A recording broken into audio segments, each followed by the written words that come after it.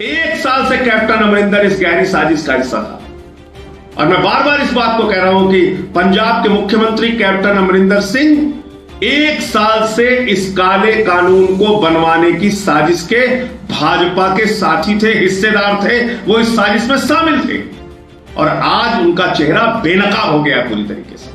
मंडी के अंदर जो शुल्क लिया जाता है, जिस शुल्क से मंडियों का विकास होता है, जिस शुल्क से गांवों की सड़कें बनती हैं, जिस शुल्क से किसान का विकास होता है, उस शुल्क की माफी कानून बनने के बाद अगर हिंदुस्तान में सबसे पहले कहीं हुई तो मोदी भक्त कैप्टन अमरिंदर ने पंजाब में वो शुल्क माफी की 2 करोड़ रुपए की। ये मैं जिम्मेदारी के साथ आपको कह रहा हूं। जो कैप्टन अमरिंदर सिंह का भ्रष्टाचार है, जिस पर ईडी की जांच चल रही है, जिसकी नकेल देश के गृह मंत्री अमित शाह और नरेंद्र मोदी जी के पास है, जब उन्होंने नकेल कसी, कैप्टन अमरिंदर पर ईडी का डंडा चलाया, तो भ्रष्टाचार के डर से कैप्टन अमरिंदर सिंह ने आज सरेंडर कर दिया अमित शाह के दरबार में। नतमस्तक हो गए, घुटने टेकने चले आए राजा साहब अमित शाह के दरबार में। और क्या किया उन्होंने? मीटिंग की और मीटिंग करके बोले देश के किसानों के आंदोलन से देश को खतरा है।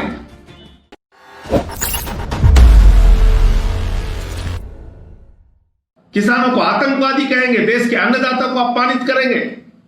पंजाब का किसान आतंकवादी है, हरियाणा का किसान आतंकवादी है, उत्तर प्रदेश का किसान जो आंदोलन कर रहा है वो आतंकवादी है, कर्नाटक का किसान जो आंदोलन कर रहा है आतंकवादी है, तमिलनाडु में आंदोलन हो रहा है आतंकवादी है, केरल में आंदोलन हो रहा है आतंकवादी है। पूरे देश में जो किसानों का आंदोलन चल रहा है वो सब आतंकवादी है। अरे कुछ तो शर्म कर लो भाजपाइयों। और अपने इस काम में अपने एक भक्त को जो पंजाब का मुख्यमंत्री है उसको भी आपने लगा दिया। एक साल से कैप्टन अमरिंदर इस गहरी साजिश का हिस्सा था और मैं बार बार इस बात को कह रहा हूं कि पंजाब के मुख्यमंत्री कैप्टन अमरिंदर सिंह एक साल से इस काले कानून को बनवाने की साजिश के भाजपा के साथी थे, हिस्सेदार थे, वो इस साजिश में शामिल थे और आज उनका चेहरा बेनकाब हो गया पूरी तरीके से। और ये बात मैं क्यों कह रहा हूं, सिलसिलेवार तरीके से आपको बताना चाहता हूं। जब एक कानून बना, इसके ड्राफ्ट बने, पहले उस ड्राफ्ट के ऊपर चर्चा हुई, तो इस देश के चंद मुख्यमंत्रियों को उस बैठक में बुलाया गया था जिसमें इस काले कानून के बारे में चर्चा हुई। और ये मैं पूरे जिम्मेदारी के साथ आपको कह रहा हूं कि उस हाई पावर कमेटी का हिस्सा पंजाब की सरकार और वहां के मुख्यमंत्री थे और पंजाब की कैप्टन अमरिंदर सिंह की सरकार ने हाई पावर कमेटी, जिसमें ये ड्राफ्ट अप्रूव हुआ, जिसमें इस ड्राफ्ट के ऊपर स्वीकृति मिली, जिसमें इस काले कानून पर मोहर लगाई गई, उस मीटिंग में कैप्टन अमरिंदर सिंह की सरकार ने बिल्कुल विरोध नहीं किया। इसका मतलब एक साल से कैप्टन अमरिंदर सिंह को इस काले कानून के बारे में पता था, बावजूद इसके उन्होंने पंजाब के किसानों को जगाने का, बताने का, समझाने का कोई प्रयास नहीं किया। उसके बाद क्या किया? जब एक काला कानून बन गया तो सबसे पहले हिंदुस्तान के अगर किसी हिस्से में काला कानून लागू हुआ तो पंजाब में लागू हुआ। यानी मंडी के अंदर जो शुल्क लिया जाता है, जिस शुल्क से मंडियों का विकास होता है, जिस शुल्क से गांवों की सड़कें बनती हैं, जिस शुल्क से किसान का विकास होता है, उस शुल्क की माफी कानून बनने के बाद अगर हिंदुस्तान में सबसे पहले कहीं हुई तो मोदी भक्त कैप्टन अमरिंदर ने पंजाब में वो शुल्क माफी की 2 करोड़ रुपए की। ये मैं जिम्मेदारी के साथ आपको कह रहा हूं। एक व्यापारी के, कीनू के व्यापारी के 2 करोड़ के शुल्क माफी को अगर किसी ने सबसे पहले इस कानून को लागू होने के बाद किया तो पंजाब में कैप्टन अमरिंदर सिंह ने किया। यानी कानून भी अपने प्रदेश में लागू कर दिया। और आज उस मोदी भक्त कैप्टन अमरिंदर ने तो सारी हदें पार कर दी। आज वही भाषा कैप्टन अमरिंदर सिंह बोल रहे हैं जो भाजपा बोल रही है। आज अमित शाह से मिलने कैप्टन अमरिंदर सिंह पंजाब से आते हैं। क्यों आते हैं? कि आंदोलन खत्म कराने के लिए, किसानों का साथ देने नहीं, किसानों की आवाज उठाने नहीं, बल्कि क्या कहते हैं, किसानों के आंदोलन से देश को खतरा है। पंजाब की अर्थव्यवस्था ध्वस्त हो रही है। अरे कैप्टन अमरिंदर साहब, जब पंजाब के किसानों को उनके फसल का दाम नहीं मिलेगा, एमएसपी नहीं मिलेगी, कॉन्ट्रैक्ट खेती के तहत उनकी खेती बर्बाद की जाएगी, असीमित भंडारण के तहत महंगाई और जमाखोरी को बढ़ावा मिलेगा, तो आपको किसान का साथ देना चाहिए या सरकार का साथ देना चाहिए? अर्थव्यवस्था चौपट तो तब होगी जब किसान को उसका दाम नहीं मिलेगा। आप कह रहे हैं किसानों के आंदोलन से अर्थव्यवस्था चौपट हो रही है। इसका मतलब जो कैप्टन अमरिंदर सिंह का भ्रष्टाचार है, जिस पर ईडी की जांच चल रही है, जिसकी नकेल देश के गृह मंत्री अमित शाह और नरेंद्र मोदी जी के पास है, जब उन्होंने नकेल कसी, कैप्टन अमरिंदर पर ईडी का डंडा चलाया, तो भ्रष्टाचार के डर से कैप्टन अमरिंदर सिंह ने आज सरेंडर कर दिया अमित शाह के दरबार में। नतमस्तक हो गए, घुटने टेकने चले आए राजा साहब अमित शाह के दरबार में। और क्या किया उन्होंने? मीटिंग की और मीटिंग करके बोले देश के किसानों के आंदोलन से देश को खतरा है। कैप्टन अमरिंदर सिंह जी, क्या देश का किसान आतंकवादी है? क्या पंजाब का किसान आतंकवादी है? क्या शहीद आजम भगत सिंह के वंशज, शहीद उधम सिंह के वंशज, देश के आजादी के आंदोलन में अपने प्राणों की आहुति देने वाले, जलियांवाला बाग कांड में जिन लोगों ने अपने सपूत खोए हैं, क्या उनके वंशज आतंकवादी है? मैं आपसे पूछना चाहता हूं, इसका जवाब दीजिए। कैसे आपने कहा किसान से, आंदोलन से देश को खतरा है? इसका जवाब दीजिए। आप कुछ भी कह रहे हैं, आप भाजपा की भाषा बोल रहे हैं। भाजपा भी कहती है किसान आतंकवादी है, कैप्टन अमरिंदर भी कहते हैं, कांग्रेस भी कहती है किसान आतंकवादी है, उससे देश को खतरा है। जो लोग आपका पेट भरते हैं, जो लोग धरती का सीना चीर कर आपके लिए अनाज पैदा करते हैं, अपना श्रम बहाते हैं, अपना खून पसीना बहाते हैं और अपनी फसल के दाम मांगने के लिए सड़क पर उतरे हैं, तो आप कह रहे हैं कि उनसे देश को खतरा है। देश से खतरा उनको नहीं है, आपको ईडी से खतरा है। कैप्टन अमरिंदर सिंह जी, आपको ईडी से खतरा है और उस ईडी की जांच से बचने के लिए आपने देश के किसानों के साथ, पंजाब के किसानों के साथ गद्दारी की है, मैं कहना चाहता हूं। और आपका गद्दारी का चेहरा आज पंजाब के किसानों के सामने बेनकाब हुआ है, देश के किसानों के सामने बेनकाब हुआ है। आपने 1 साल कानून बनवाने में भाजपा का साथ दिया, मोदी अमित शाह का साथ दिया, और जब आंदोलन अब जोरों पर पहुंचा, जब सरकार पर दबाव किसान बना रहे हैं, तो आप कह रहे हैं किसानों के आंदोलन से देश को खतरा है। देश को खतरा नहीं है, ईडी की जांच से कैप्टन अमरिंदर सिंह को जेल जाने का खतरा है। और यही अमित शाह ने आपकी नकेल जब दबाई, तो आप अमित शाह, मोदी और भाजपा की भाषा बोलने लगे। और आप इस कानून के बारे में नहीं जानते। भाजपा वालों, क्या तुम्हें इस कानून के बारे में पता नहीं है? तुमको मालूम नहीं है ये कानून किसके लिए बना है? भाजपाइयों, तुमने ये कानून मोदी जी के मित्रों अडानी और अंबानी के लिए बनाया है। अडानी और अंबानी मोदी के मित्रों के लिए कानून बना है। कैसे? मैं बताता हूं आपको। अब आप बताइए, 3 कानून इन्होंने पास किए। पहला क्या कह रहे हैं? कह रहे हैं मोदी जी ने भाषण दे दिया, एमएसपी मिल जाएगी। अरे मोदी जी ने तो भाषण दिया था 2 करोड़ रोजगार मिल जाएगा, कहीं मिला क्या? मोदी जी ने भाषण दिया था काला धन लाखों करोड़ रुपए आएगा, आया क्या? मोदी जी ने भाषण दिया था जीएसटी से दूसरी आजादी मिलेगी, मिला क्या?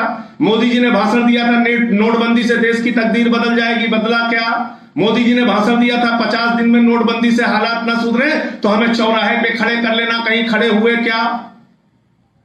मोदी जी के भाषणों के चक्कर में पड़े हो।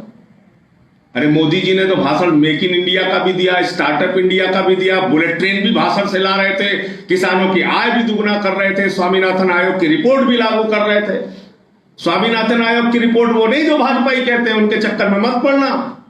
स्वामीनाथन आयोग की रिपोर्ट का मतलब है C2 + 50%, यानी किसान के लागत की उपज पर पूरा मूल्य, उसके ऊपर 50% का मुनाफा। यह है स्वामीनाथन आयोग की रिपोर्ट। वो फर्जी रिपोर्ट नहीं जो भाजपा कहती है हमने लागू कर दिया। तुम तो किसान का लागत मूल्य भी नहीं देते हो। तो इन तीनों कानूनों में एक शब्द भी कहीं भी एमएसपी की गारंटी शब्द नहीं लिखा हुआ है। मैं मेंबर ऑफ पार्लियामेंट हूं, सांसद हूं, मैं जिम्मेदारी से इस बात को बता रहा हूं। तीनों कानून में, कृषि बिल में कहीं भी एमएसपी की गारंटी शब्द नहीं लिखा हुआ है। यानी अगर आपको न्यूनतम समर्थन मूल्य से कम कोई खरीदारी करता है तो आप उसके खिलाफ कहीं भी शिकायत नहीं कर सकते, क्योंकि यह कानून में नहीं है। तो अगर मोदी जी की नीयत साफ है, अगर मोदी जी वास्तव में किसानों को एमएसपी देना चाहते हैं, न्यूनतम समर्थन मूल्य देना चाहते हैं, तो कानून में लिखने में क्या आपको परेशानी है? आप कानून में लिख दीजिए कि न्यूनतम समर्थन मूल्य से कहीं भी देश में कोई खरीदारी करता है, व्यापारी हो, मंडी वाला हो, सरकार हो, कोई एजेंसी हो, उसके खिलाफ जेल जाने की कार्रवाई होगी, उसके खिलाफ मुकदमा लिखा जाएगा। आप लिख दीजिए एक लाइन, अगर आपकी नीयत साफ है तो। और अगर आपकी नीयत साफ नहीं है तो जैसे आपने बार बार जुमला कहा, इस बार भी जुमला कह दोगे। लोगों ने पूछा भैया 2 करोड़ रोजगार क्या, बोले वो तो जुमला था। बोले 15 लाख क्या, बोले वो तो जुमला था। बोले जीएसटी में क्या, बोले वो तो जुमला था। बोले नोटबंदी, बोले जुमला था। अब कुछ दिन बाद बोलेंगे साहब एमएसपी नहीं मिले, बोले तो जुमला था, मैंने तो जुमला बोला था। तो जुमलों के चक्कर में अब किसान पड़ने वाला नहीं है मोदी जी। अगर वास्तव में आप एमएसपी देना चाहते हैं तो कानून में लिखिए कि अगर न्यूनतम समर्थन मूल्य से देश में कहीं भी कोई खरीदारी हुई तो उसको जेल में डाला जाएगा। किसान न्यायालय में जा सके। अभी तो किसान न्यायालय में नहीं जा सकता।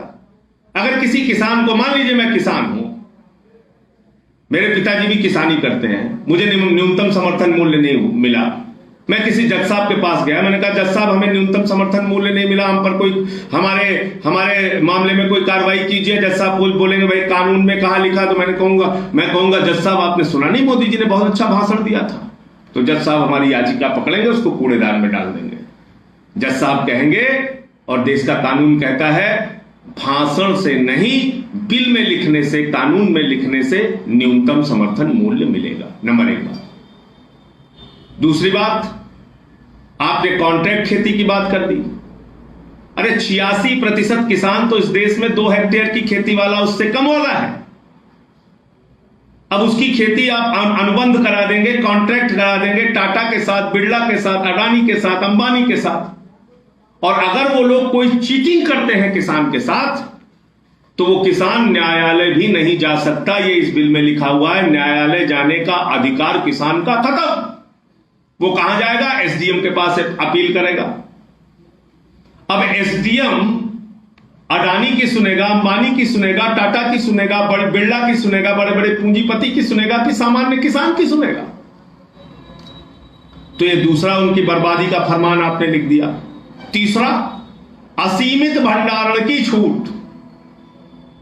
और ये बात सिर्फ किसानों पर लागू नहीं होती, पूरे देश के जो कर्मचारी वर्ग हैं, मध्यम वर्गीय लोग हैं, जो शहरी लोग हैं, वो भी ध्यान से सुन लीजिए आप लोग। मैं बार बार चिल्ला के इस बात को कह रहा हूं, कृपा करके इसको सुन लीजिए और समझ लीजिए। असीमित भंडारण एक बहुत ही खतरनाक कानून मोदी सरकार ने पास किया है। यानी इस कानून के तहत जमाखोरी, महंगाई और काला बाजारी को मोदी सरकार ने लीगलाइज किया है, उसको वैधता प्रदान की है। और वो कैसे? आपने कह दिया असीमित भंडारण की छूट है, तो असीमित भंडारण कोई छोटा मोटा किसान तो कर नहीं पाएगा। असीमित भंडारण करेंगे अडानी, अंबानी, बड़े बड़े पूंजीपति। यानी सस्ते में गेहूं किसान से खरीदेंगे, सस्ते में चावल किसान से खरीदेंगे, फल खरीदेंगे, सब्जियां खरीदेंगे, सस्ते में आलू खरीदेंगे, प्याज खरीदेंगे, सस्ते में दाल खरीदेंगे, मक्का खरीदेंगे, सस्ते में ये सारे सामान खरीदेंगे, उसको बड़े बड़े भंडारण में रखेंगे। और जब बाजार में उन्हीं सामानों की कमी हो जाएगी तो महंगे दामों में उसको बेचेंगे। बात समझ में आ गई? तो इसलिए आज पूरे देश में किसानों का आंदोलन लगातार बढ़ रहा है। हम सबको उनका साथ देना है, हम सबको उनका समर्थन करना है। और कैप्टन अमरिंदर सिंह जैसे आस्तीन के जो सांप हैं, इनसे सावधान रहिए। ये आपके साथ मिलकर आपको मारने का काम करेंगे, ये आपके साथ बैठ के आपके आंदोलन को खत्म करने का काम करेंगे, ये आपके साथ मिलकर आपको कमजोर करने का काम करेंगे, क्योंकि ये मोदी भक्त हैं, ये भाजपा के इशारे पर नाचने वाली कठपुतलियां हैं। इनसे सावधान रहिए आप, कि आपके लिए आवाज उठाने वाले नहीं हैं, क्योंकि ये ईडी की जांच में फंसे हुए हैं, ये भ्रष्टाचार में फंसे हुए हैं। इनसे जैसे अमित शाह कहेगा वैसे ये नाचेंगे। ये उनके दरबारी बन चुके हैं राजा अमरिंदर सिंह जी। इसलिए साथियों और दोस्तों, ये तीनों काला कानून वापस कराने के लिए देश का किसान कृत संकल्पित है, आंदोलनरत है, और हम सबको उनका साथ देना चाहिए, उनके साथ एक साथ मिलकर खड़े होना चाहिए। कानून कितना खतरनाक है ये आपको समझ में आ गया होगा, और मोदी जी के भाषण से नहीं, कानून में लिखने से लोगों को न्यूनतम समर्थन मूल्य मिलेगा। ये तीनों काला कानून, वो चाहे कॉन्ट्रैक्ट खेती का हो, चाहे असीमित भंडारण का हो, चाहे एमएसपी ना मिलने का हो, ये तीनों वापस होना चाहिए। ये काला कानून वापस होना चाहिए। और इस मामले में आम आदमी पार्टी, दिल्ली के मुख्यमंत्री, आम आदमी पार्टी का एक एक विधायक और सांसद, ये सब किसान के साथ है। जय हिंद, इंकलाब जिंदाबाद, आम आदमी जिंदाबाद, जय जवान जय किसान। अगर आपको हमारे वीडियोस पसंद आए तो प्लीज लाइक करें, सब्सक्राइब करें और शेयर करें।